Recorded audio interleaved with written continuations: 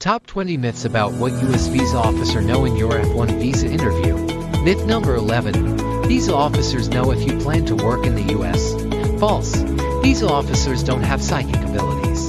They won't know if you plan to work illegally, but they are trained to look for red flags that might suggest this.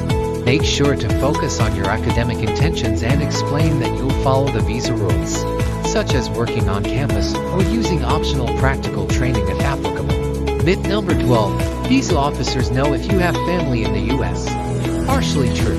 Visa officers might know if you have close family members living in the U.S., as this can be relevant to your application, but they won't know about every distant cousin or aunt unless you tell them. Be honest about any immediate family in the U.S., but don't worry about them knowing your entire family tree.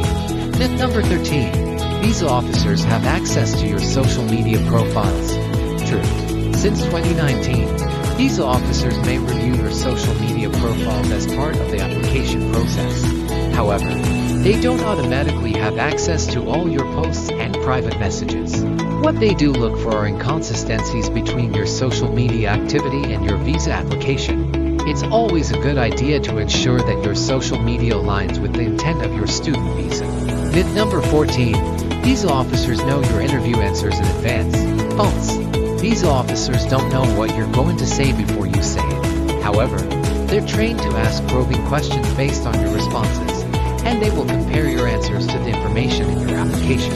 If something doesn't match up, they might dig deeper. So make sure your answers are honest and consistent. Myth number 15.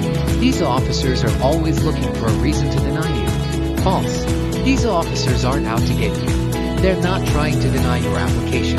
Instead, they're looking to see if you meet the requirements for the visa. Their goal is to assess whether you're a genuine student who intends to follow the visa rules and return to your home country after completing your studies. Focus on being clear, honest, and prepared. Follow AfnoVisaGuide for Part 4.